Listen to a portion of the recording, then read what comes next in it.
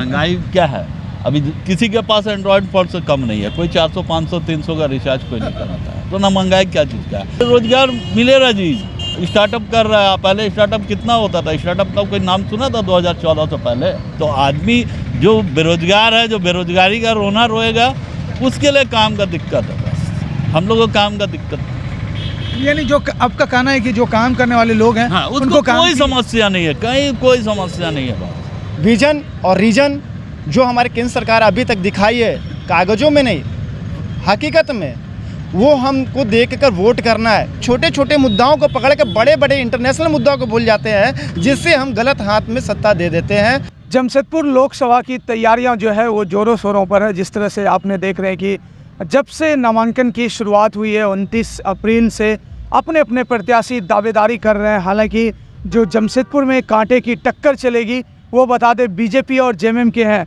यानी इंडिया गठबंधन और एनडीए गठबंधन में। हालांकि इंडिया गठबंधन जो है वो पूरी तरह से तमाम पार्टियां उनके साथ है, कई ऐसे राजनीतिक दल हैं जो साथ है। और हालांकि अगर एनडीए की बात करेंगे तो उसमें भी तमाम जो है नेता दल के लोग हैं, अलग अलग राजनीतिक के लोग हैं। हालांकि बात करेंगे इस वक्त बता दें जिस तरह से कि जमशेदपुर चुनावी माहौल है और किस तरह से जनता बदलाव चाहती है उसको लेकर के हालांकि बात करते हैं, तो कई ऐसे निर्दलीय प्रत्याशी भी अपना नामांकन दर्ज किए हैं और अपने अपने दावे कर रहे हैं जीत का, सुनिश्चित का। और भाजपा ये भी कर रही है कि लगातार कि अपने दावे कर रही है इस बार 400 पार, और 14 सीट पर भी लगातार अपने दावे कर रहे हैं। हालांकि इस वक्त हम जनता से रूबरू होंगे और किस तरह से समस्याएं हैं, जनता किनको चुननी चाहती है, या फिर जेएमएम को, या फिर बीजेपी, या फिर विद्युत महतो को, या फिर समीर मोहंती को। तमाम मुद्दों के साथ हम जुड़ेंगे। जिस तरह से हमारे साथ कई ऐसे लोग हैं, इनसे जुड़ेंगे और क्या इनका राय है, इनका राय जानेंगे। सबसे पहले सर बातचीत के लिए स्वागत है। कैसे इस बार जमशेदपुर की लोकसभा चुनाव को आप देखते हैं, किस तरह से बदलाव? ये तो बहुत महत्वपूर्ण है, बहुत महत्वपूर्ण चुनाव। ये अपना अस्तित्व का लड़ाई है, बस अपना अस्तित्व का लड़ाई। आप कहाँ रहते हैं, किस क्षेत्र में? ये बारीडी में। बारीडी में। हाँ। तो बारीडी में ऐसी कौन सी समस्याएं अब तक, जो जटिल समस्या जो कि वर्तमान सरकार से नहीं, या जो भी जनप्रतिनिधि हैं, सांसद हैं, नहीं, उसे वर्तमान सरकार से ठीक है। ठीक है, तो फिर अभी क्या बदलाव चाहते हैं, नया बदलाव? नहीं, कोई बदलाव नहीं चाहते हैं, जो है वो ही रहेगा, जो है वो। हाँ। तो आप किनको चुनना चाहते हैं? विद्युत महतो को। हाँ, कोई ऑप्शन ही नहीं है, कोई ऑप्शन, कोई ऑप्शन नहीं। तो आप किनको देख के वोट दे रहे हैं, या फिर मोदी जी, या फिर विकास और हिंदुत्व पर देंगे।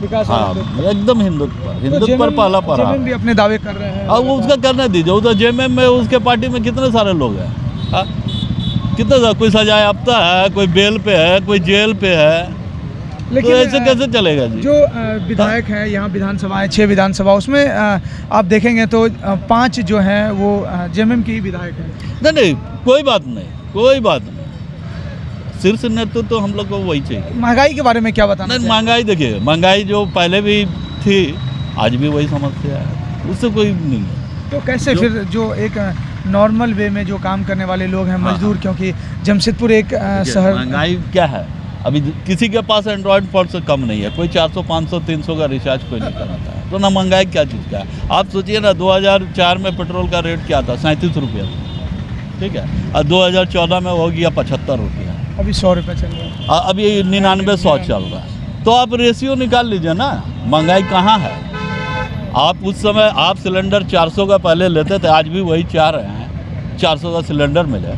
पहले आप लेते थे, नहीं, पहले प्रॉपर्टी आप जो खरीदे आप वो प्रॉपर्टी को इस रेट में आप बेचोगे नहीं। लेकिन आपने सिलेंडर की बात कही, पहले 600 में सिलेंडर मिलते थे, 500 में भी आप 1000। आप 2011 का देख लीजिए, 10 का 11 का 1100 रुपया था।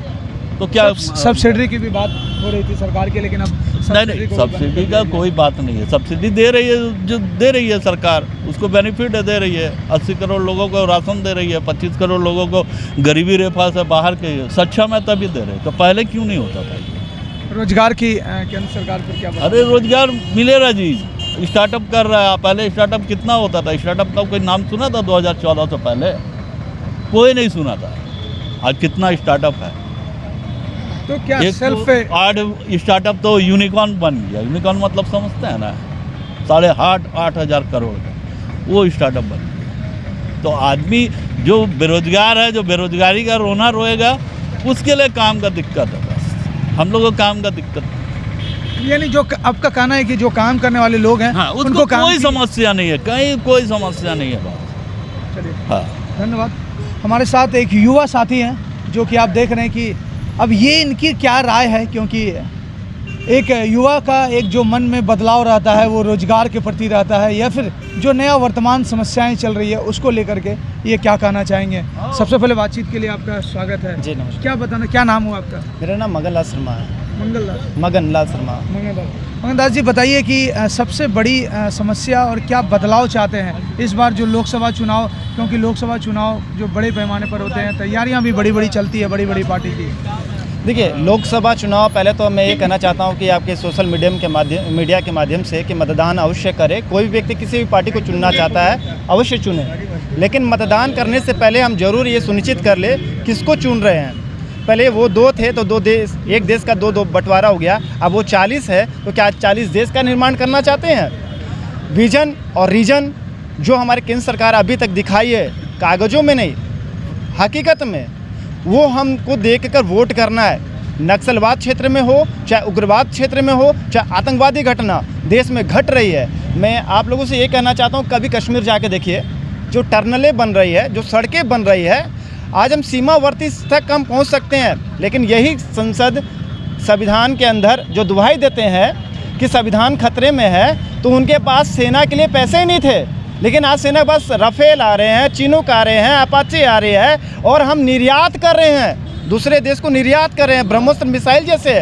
तो मेरे ये कहना के अर्थ है कि हम छोटे छोटे मुद्दाओं को पकड़ के बड़े बड़े इंटरनेशनल मुद्दाओं को भूल जाते हैं, जिससे हम गलत हाथ में सत्ता दे देते हैं। और आप गौर कीजिए कि हमारे देश की संस्कृति और सभ्यता जुड़ी हुई है, आस्था जुड़ी हुई है, उसको चोट करने के लिए विपक्ष ने कहीं हद तक पूर्ण रूप से कोशिश की। जब हर गए तो हर चोला का रूप, हर रंग रूप में वो आप नज़र आ रहे हैं। अभी जो आपने रोजगार की बात कही, तो कैसे, किस तरह से? देखिए सर, रोजगार मैं ये कहना चाहता हूँ कि 1.5 अरब की आबादी है, और अमेरिका का आबादी 35 करोड़ है, रशिया का आबादी 35 करोड़ है, लेकिन भारत से ज़्यादा भूखंड भी रखते हैं। तो बेरोजगारी के सबसे पहले मैं ये कहना चाहता हूँ कि रोजगार और बेरोजगारी कोई मुद्दा नहीं है, सोचना चाहिए तो दिमाग से।